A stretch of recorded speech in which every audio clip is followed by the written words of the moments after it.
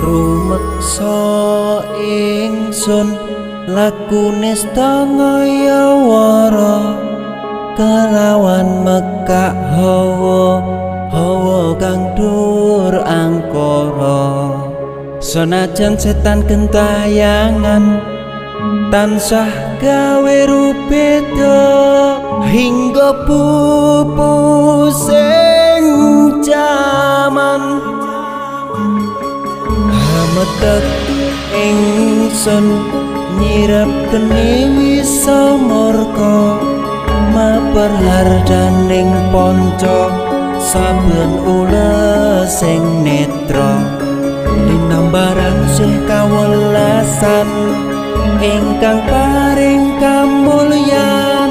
Sang Hyang Jati